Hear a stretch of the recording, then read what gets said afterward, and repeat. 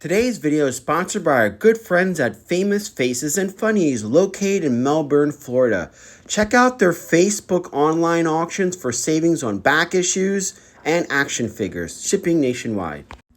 Along with our friends at EGS Expert Grading Services, the only comic grader with customized label, a comic fan for fans site, shipping nationwide.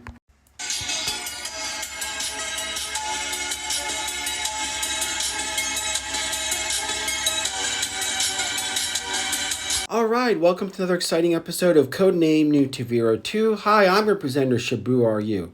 The countdown to issue 300 begins, with issue 289 may be a little difficult for those that only remember the Marvel run with that knowledge. But to modern IDW followers that have been keeping up, this issue dives into what we've learned in the Helix storyline during this silent option story, as well as Don Moreno knowledge post Dawn of the Arashikage story arc. It seems that living legend Larry Hama is pairing these two ladies up for a bulk of the missions. They are the most dangerous women on the GIJoe team. Last issue also had us see a return to Cobra Island, as Dr.Mindbender along with female CG Laura are overseeing construction of a casino.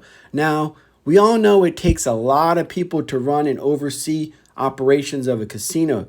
The question is, where the hell is Mindbender going to recruit such people? Because we all know what's going down isn't legitimate. Enter Revanche, the fourth player in the GIJoe Cobra Mars dispute. Revanche is like in Terminator, the Cyberdyne-like company. To old school fans, just be patient, as this issue is just another layer to the overall story arc. And like we do during each month's recap, we look at the cover variants. We got the three main ones up on top. I ended up getting the cover A and cover B like I normally do. Kenneth Loth actually, ironically, was the artist primarily featured in that Silent Options Helix story arc. But look at the bottom row. Man, we got a whole bunch of exclusives. Of course, Eastside Comics is one of those. I love the Baroness. They got, the retailer exclusives. There's two. Phenomenal. The last thing, but very important thing before we dive into this month's recap, is this amazing new Facebook group. GIJoe, a Real American Hero Comic Collectors, is a new group. And man, you should join this group. We have so many prominent people in our community. You may see some GIJoe artists. You may see some IDW personnel. But it is the place to go. It's been so desperately needed. And you guys know I've been doing this since 2015. And the admins in this group are wonderful people. I've gotten to know a few of them, Steven being one of them. And they're really, really just all about promoting GIJoe in the comics aspect. And I can't stop raving enough about them. So make sure you head over to their page and join. It's a must. So please do that. Our issue begins above the skies of New Orleans, or Nolans. Dawn and Helix are en route following up on a lead from Sherlock. Now remember from last issue. While Ghost Rider is high above the clouds. It's good to see that not naming the Phantom pilot continues to this day. Now, recap during the last issue, Sherlock and the team were able to penetrate deep into Cobra Island. Cobra Bats were turned into construction bats and erecting a state-of-the-art casino at a rapid rate. Now, keep in mind Cobra's android capabilities and how they can only go to a certain point. Modern GIJoe comic fans are well aware that Revanche has been able to produce androids, robots, whatever the hell you want to call them, to mirror that of Arnold's T-800. They look, feel, and process as close to humans as scary possible. Meanwhile, back on the ground, Dawn and Helix are being chased by a police officer. I'm surprised he even has the balls to even give it a go. Think about it. You're a small town cop and you see these two ladies dressed in weird outfits driving around in a 1980s military Jeep with a missile on board. I mean, just the audacity. Woo! Ghost Rider calls down saying that he has to pull out. Even he can't fly over Nolan's airport space because it's a hazard. So Dawn fires a drone all while being chased by this small town cop. Now, this feels like a Duke Boys episode.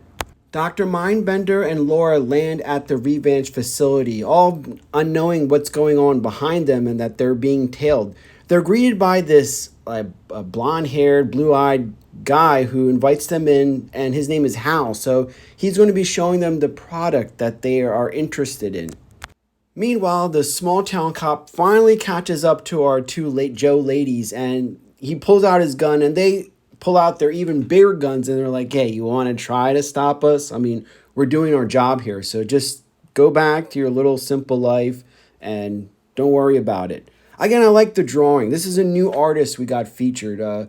Maloney, I think is his name. So he's someone I haven't had much experience with, and I think his artwork reminds me of S.L. Gallant, to be honest with you. Hal invites Dr. Mindbender and Laura inside, and while outside looks kind of like old and run down, inside is like a state-of-the-art, super-duper computer. He shows the product, and it goes without saying that Hal's representing Revanche here.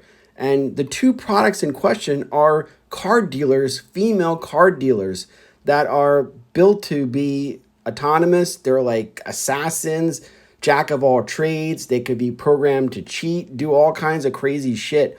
And you see Dawn and Helix looking at these, and they're kind of observing everything, and while this demonstration is going on. So this robot or cyborg, whatever the hell you want to call it, is going through its repertoires.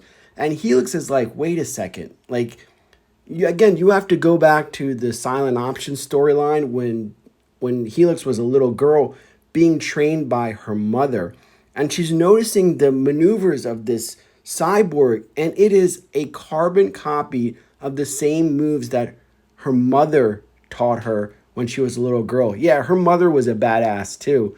And we see Dawn realizing, like, I've seen all of this before. Every single thing that is going on it's like a carbon copy of her mom, and she's just like beside herself.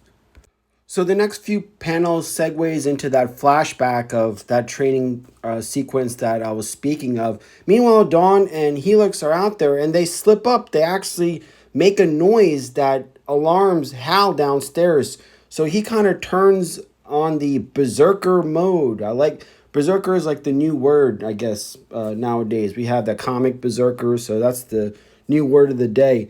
And then you see the two ladies hightail on out of there. They've been compromised, so they're trying to get out of there because they got to report all of this shit back to Joe headquarters. Meanwhile, like a scene out of Terminator, this thing goes in hot pursuit of these two ladies, and it's pretty like creepy and crazy how, you have this attractive robot that's chasing after and is not stopping over. That's a nice panel there of her coming through the fires in that upper right hand corner. I think that's a pretty good drawing. I like that a lot. And we see that it's required. Remember, these girls are the best of the best. They are just prodigies.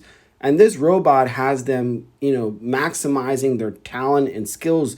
And they have to work together in order to defeat this adversary. And we see finally they're able to subdue this thing with Dawn taking her, which is we all know as Morning Glory, the SnakeEyes sword, right through the skull of this robot. Satisfied with the demonstration, Mindbender and Laura board their copter back to Cobra Island, while Hal returns inside to report to Alpha 001, who we saw is the leader of Revanche back in issue number 268. As we end, we know Cobra has its secret objectives, and now Revanche enters with their own objectives, with our Joes on the outside still piecing together everything, each time uncovering stuff that leads to more questions. Oh boy, this is going to be a doozy. I know this issue might be difficult for old school fans like me, but at the same time, you just got to stick with it. Well, anyway, that wraps up this recap. Stay tuned. We're going to look at the second issue in the Sunbow related comic series, as well as another GIJoe graded showcase. So we look forward to seeing you on those episodes. This is Shabu Are You signing off.